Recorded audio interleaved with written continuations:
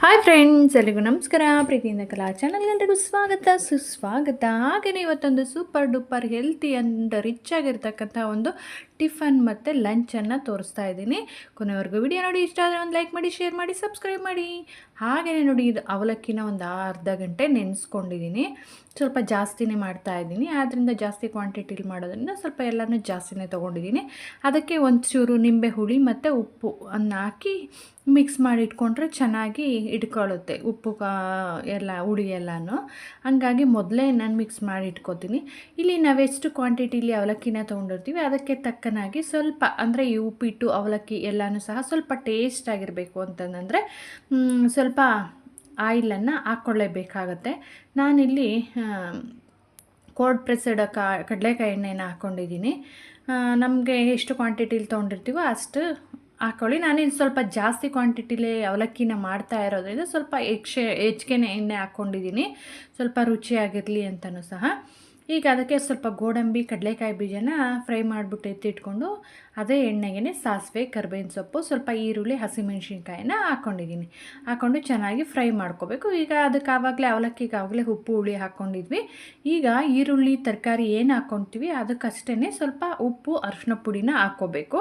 ಇಲ್ಲಾಂದರೆ ಎರಡಕ್ಕೂ ಈಕ್ವಲ್ ಕ್ವಾಂಟಿಟಿಲಿ ನೋಡಿಕೊಂಡು ಹಾಕ್ಕೋಬೇಕು.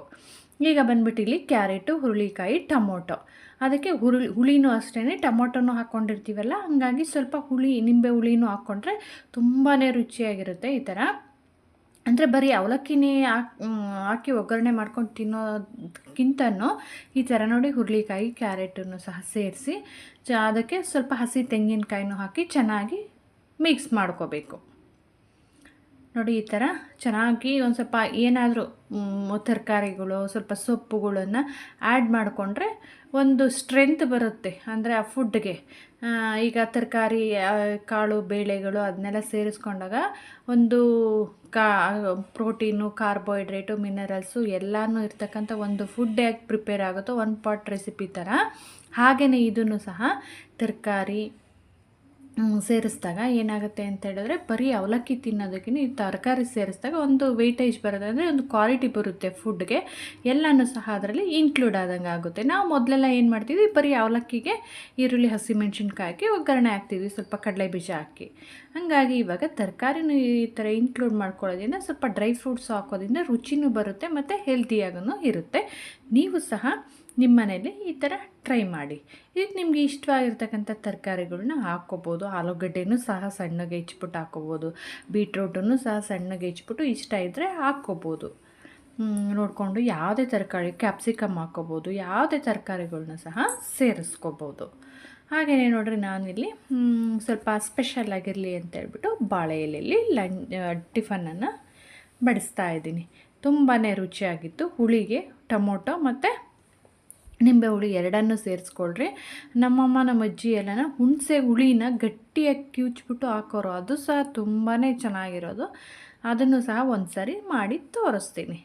ಹಾಗೆಯೇ ಟಿಫನ್ ಆಯಿತು. ಈಗ ಲಂಚಿಗೆ ಬಂದುಬಿಟ್ಟು ಇದು ತೊಗರಿಕಾಯಿ ಎಲ್ಲೋ ಸಿಕ್ಕಿತ್ತು ನನಗೆ, ಎಲ್ಲೋ ಆ ಕಡೆ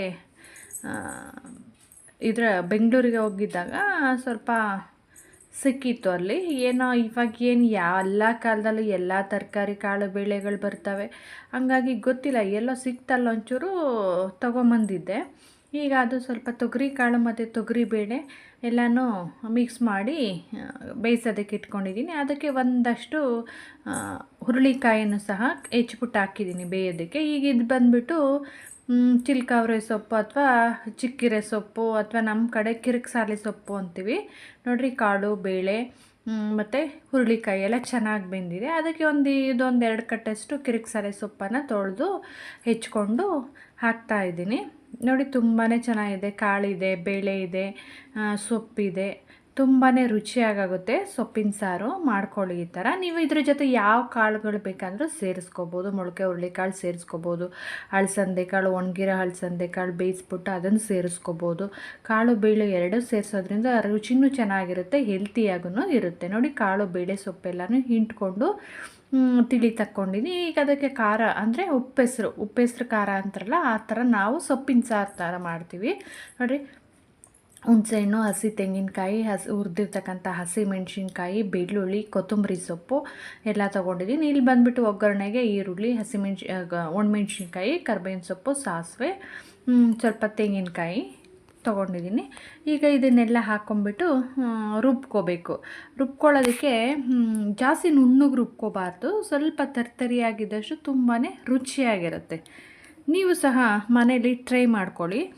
ಈಗ ಬರೀ ಬೇಳೆ ಒಂದೇ ಹಾಕಿ ಬರೀ ಸೊಪ್ಪೊಂದೇ ಹಾಕೋದಕ್ಕಿಂತ ಸ್ವಲ್ಪ ಕಾಳು, ಅದಕ್ಕೆ ಈ ಥರ ಇದನ್ನು ಹುರುಳಿಕಾಯನ್ನು ಸೇರಿಸೋದ್ರಿಂದ ಹುರುಳಿಕಾಯಿ ಹೈ ಪ್ರೋಟೀನ್ ಇರುತ್ತಲ್ವ, ಅದು ಸಹ ತುಂಬಾ ಚೆನ್ನಾಗಿರುತ್ತೆ. ನೋಡಿರಿ, ಈ ಥರ ಸ್ವಲ್ಪ ಸಾರು ಗಟ್ಟಿ ಬರಲಿ ಅಂತ ಹೇಳ್ಬಿಟ್ಟು ಬೇಯಿಸಿರ್ತಕ್ಕಂಥ ಕಾಳು ಬೇಳೆ ಸೊಪ್ಪನ್ನು ಸಹ ಒಂದು 2 ಸ್ಪೂನ್ ಹಾಕ್ಕೊಂಡು, ಕೊತ್ತಂಬರಿ ಸೊಪ್ಪು ಎಂಡಲ್ಲಿ ಹಾಕ್ಕೊಂಡ್ರೆ ತರಿಯಾಗಿ ರುಬ್ಕೊಂಡು, ಕೊತ್ತಂಬರಿ ಸೊಪ್ಪು ಈ ಥರ ಎಂಡಲ್ಲಿ ಹಾಕ್ಕೊಡೋದ್ರಿಂದ ನೋಡಿರಿ ಈ ಥರ ಗ್ರೀನಾಗಿ ಮೇಲ್ಗಡೆ ಕಾಣಿಸುತ್ತಲ್ಲ, ಆ ಥರ ಕಾಣಿಸಿದ್ರೆ ತುಂಬಾ ಚೆನ್ನಾಗಿರುತ್ತೆ. ನೋಡೋದಕ್ಕೂ ಚೆನ್ನಾಗಿರುತ್ತೆ, ತಿನ್ನೋದಕ್ಕೂ ಚೆನ್ನಾಗಿರುತ್ತೆ. ಕಣ್ಣಿಗೆ ಪ್ರೀತಿಯಾದ್ರೆ ಕರಳಿಗೆ ಪ್ರೀತಿಯಾಗುತ್ತಂತೆ. ಹಂಗಾಗಿ ನೋಡೋದಕ್ಕೂ ಚೆನ್ನಾಗಿರಬೇಕು, ತಿನ್ನೋದಕ್ಕೂ ಸಹ ಚೆನ್ನಾಗಿರಬೇಕು. ಈಗ ಅದೆಲ್ಲ ಆಯಿತು. ಈಗ ಬಂದುಬಿಟ್ಟು ಅದು ಪಲ್ಯಕ್ಕೆ ಒಗ್ಗರಣೆ ಹಾಕ್ಕೊಳ್ಳೋಣ. ಈಗ ಹಂಸಕ್ಕಿ ಅನ್ನ ಹಿಂದೆ ಓಪನ್ನಾಗೆ ನಾನು ಆಲ್ಮೋಸ್ಟು 90% ಓಪನ್ನಾಗೆ ಈ ಅನ್ನ ಮಾಡೋದು. ಎಲ್ಲನೂ ಅಷ್ಟೇ, ಕಾಳು ಬೇಳೆ ಅನ್ನ ಎಲ್ಲನೂ ಸಹ 90% ಓಪನ್ನಾಗೆ ಬೇಯಿಸೋದು. ಏನಾದರೂ ತುಂಬ ಎಮರ್ಜೆನ್ಸಿ ಇತ್ತು ಅಂತಂದರೆ ಮಾತ್ರ ಕುಕ್ಕರ್ಗೆ ಹಾಕ್ತೀನಿ, ಜಾಸ್ತಿ ಕುಕ್ಕರ್ನ ಯೂಸ್ ಮಾಡೋಣ. ಇದು ತುಂಬಾ ಹೆಲ್ತ್ಗೂ ಸಹ ತುಂಬಾ ಒಳ್ಳೆಯದು, ಮತ್ತು ನನಗೆ ಅಭ್ಯಾಸನೂ ಸಹ ಹಂಗೆ ಆಗಿದೆ. ಹಾಗಾಗಿ ನಾನೆಲ್ಲನೂ ಹಂಗೆ ಮಾಡೋದು. ಏನು ಅಷ್ಟೊತ್ತೇನು ಬೇಕಾಗಲ್ಲ. ಮೊಳಕೆ ಹುರುಳಿಕಾಳು ಒಂದು ಮಾತ್ರನೇ ಕುಕ್ಕರ್ಗೆ ಹಾಕ್ಕೋತೀನಿ ನಾನು, ಅದು ಮಾತ್ರ ತುಂಬ ಲೇಟ್ ಆಗುತ್ತೆ. ಹಾಗಾಗಿ ಅದೊಂದು ಕುಕ್ಕರ್ಗೆ ಹಾಕ್ಕೋತೀನಿ. ಇನ್ನು ಮಿಕ್ಕಿದ್ದೆಲ್ಲನೂ ಓಪನ್ನಾಗೆ ಬೇಯಿಸ್ತೀನಿ. ಅಷ್ಟೊಂದೇನು ಟೈಮ್ ತೊಗೊಳಲ್ಲ, ಬೇಗನೆ ಬೆಂದೋಗ್ಬಿಡುತ್ತೆ ಈ ಹಸಿ ಕಾಳುಗಳು. ತೊಗರಿಬೇಳೆ ಅಂತೂ ಏನು ಅಷ್ಟೊತ್ತು ತೊಗೊಳೋದೇ ಇಲ್ಲ, ಬೇಗನೆ ಬೆಂದೋಗ್ಬಿಡುತ್ತೆ. ಅನ್ನ ಈ ಕುಕ್ಕರಲ್ಲೂ ಮಾಡಿದ ಅನ್ನ ತಿಂದು ನೋಡಿ, ಈ ಥರ ಓಪನ್ನಾಗಿ ಮಾಡಿರೋದು ಅನ್ನನೂ ತಿಂದು ನೋಡಿ, ತುಂಬಾ ಡಿಫ್ರೆಂಟ್ ಇರುತ್ತೆ, ತುಂಬಾ ಚೆನ್ನಾಗಿರುತ್ತೆ. ಮತ್ತು ಈ ಥರ ಉಕ್ಸಿ ಅಥವಾ ಬಸ್ತು ಅನ್ನ ಊಟ ಮಾಡೋದ್ರಿಂದ ಶುಗರ್ನವ್ರಿಗೆ ತುಂಬಾ ಒಳ್ಳೆಯದು. ನೋಡಿ, ಮೊಸರು ಹೆಪ್ಪಾಕಿದ್ದೆ, ಅಂದರೆ ಮಡಿಕೆಯಲ್ಲೇ ಮೊಸರು ಹೆಪ್ಪಾಕಿದ್ದೆ.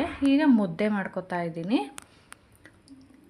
ಮುದ್ದೆಗೆ ಸ್ವಲ್ಪ ಸಿರಿಧಾನ್ಯದ್ದು ಕಾಳುಗಳನ್ನ ಹಾಕಿ, ಸ್ವಲ್ಪ ನೆನೆಸಿದ ಕಾಳುಗಳನ್ನ ಹಾಕಿ ಸಿರಿಧಾನ್ಯದನ್ನ ಬೇಯಿಸ್ಕೊಂಡಿದ್ದೀನಿ. ಈಗ ಅದಕ್ಕೆ ನೀರು ಕಾಯಿದ ತಕ್ಷಣ, ಅದು ಬೇಯಿಸಿದ ತಕ್ಷಣ, ಸಿರಿಧಾನ್ಯ ಬೆಂದಿದ ತಕ್ಷಣ ಅದಕ್ಕೆ ಸ್ವಲ್ಪ ತುಪ್ಪ ಹಾಕಿ ರಾಗಿ ಹಿಟ್ಟನ್ನು ಹಾಕಿ ಚೆನ್ನಾಗಿ ಹಿಂಗೆ ತಿರುಗಿಸ್ಕೊತೀನಿ. ಇದು ರಾಗಿ ಮುದ್ದೆನ ಗಂಟಿಲ್ದಂಗೆ ಯಾವ ಥರ ಮಾಡೋದು ಅಂತ ಹೇಳ್ಬಿಟ್ಟು ಒಂದು 4-5 ಮೆಥಡನ್ನು ಇದೇ ನಮ್ಮ ಚಾನಲಲ್ಲಿ ಶೇರ್ ಮಾಡಿದ್ದೀನಿ, ಬೇಕಂತ ಸರ್ಚ್ ಮಾಡ್ಕೊಳ್ಳಿ. ಗಂಟಿಲ್ಲದೆ ಇರೋ ಥರ ಒಂದು 4-5 ಥರದ ಮುದ್ದೆ ಮಾಡೋ ವಿಧಾನನ ಹಾಕಿದ್ದೀನಿ. ಎಂಥ ಬರದೇ ಇರೋರು ಸಹ ತುಂಬ ಈಸಿಯಾಗಿ ಮುದ್ದೆನ ಮಾಡ್ಕೋಬೋದು. ಆ ಮೆಥಡಲ್ಲಿ ಅದನ್ನು ಶೇರ್ ಮಾಡಿದ್ದೀನಿ, ನೋಡ್ಕೊಳ್ಳಿ, ಚೆಕ್ ಮಾಡ್ಕೊಳ್ಳಿ, ನನ್ನ ಚಾನಲಲ್ಲಿದೆ. ನೋಡಿರಿ, ಈ ಥರ ರಾಗಿ ಮುದ್ದೆ ಮಾಡಿಕೊಂಡು, ಸೊಪ್ಪಿನ ಸಾರು, ರಾಗಿ ಮುದ್ದೆ ಮತ್ತು ಜೊತೆಗೆ ಪಲ್ಯ ಮಾಡಿಕೊಂಡು ತಿಂತಾಯಿದ್ರೆ ಆಹಾ ಸಖತ್ತಾಗಿರುತ್ತೆ. ಅದು ಈ ಚಳಿಗಾಲಕ್ಕಂತೂ, ಅಂದರೆ ಈ ಮಳೆ ಬರ್ತಿರ್ಬೇಕಾದ್ರೆ ಈ ಥರ ಬಿಸಿ ಬಿಸಿ ರಾಗಿ ಮುದ್ದೆ ಜೊತೆಗೆ ಸೊಪ್ಪಿನ ಸಾರು ತಿಂತಾಯಿದ್ರೆ ತುಂಬಾ ಸಖತ್ತಾಗಿರುತ್ತೆ. ಇದ್ರ ಮುಂದೆ ಯಾವ 5 ಸ್ಟಾರ್ ಊಟನೂ ಬೇಡ ಅನಿಸುತ್ತೆ, ಅಷ್ಟು ಸಖತ್ತಾಗಿರುತ್ತೆ. ನೀವು ಒಂದು ಸರಿ ನಿಮ್ಮ ಮನೇಲಿ ಯಾವ ಥರ ಮಾಡ್ತೀರಾ ಅನ್ನೋದನ್ನು ಕಮೆಂಟ್ಸ್ ಮಾಡಿ. ನಾನು ಮಾಡಿದ್ದು ಇಷ್ಟ ಆಯಿತು ಅಂತಂದರೆ ಟಿಫನ್ನು ಮತ್ತು ಬಸ್ಸಾರು ಮುದ್ದೆ ಒಂದು ಲೈಕ್ ಮಾಡೋದನ್ನು ಮರಿಲೇಬೇಡಿ ಪ್ಲೀಸ್. ಕೊನೆ ತನಕ ವಿಡಿಯೋ ನೋಡಿದ ಎಲ್ರಿಗೂ ಸಹ ತುಂಬಾ ಧನ್ಯವಾದಗಳು. ಇಷ್ಟ ಆದರೆ ಪ್ಲೀಸ್ ನನ್ನ ಚಾನಲನ್ನು ಒಂದು ಲೈಕ್ ಮಾಡಿ, ಶೇರ್ ಮಾಡಿ, ಸಬ್ಸ್ಕ್ರೈಬ್ ಮಾಡೋದನ್ನು ಮರಿಲೇಬೇಡಿ. ಸಿಗೋಣ ಮುಂದಿನ ವಿಡಿಯೋದಲ್ಲಿ. ಅಲ್ಲಿ ತನಕ ಟೇಕ್ ಕೇರ್, ಬಾಯ್, ಗುಡ್ ನೈಟ್. ನಿಮ್ಮ ಮನೇಲಿ ಹೇಗೆ ಮಾಡ್ತೀರಾ ಅನ್ನೋದನ್ನು, ಬಸ್ಸಾರು, ಮುದ್ದೆ, ಟಿಫನ್ನು, ಅವಲಕ್ಕಿ ಅದೆಲ್ಲ ಯಾವ ಥರ ಮಾಡ್ತೀರಾ ಅನ್ನೋದನ್ನು ಸಹ ಕಮೆಂಟ್ಸ್ ಮಾಡಿ.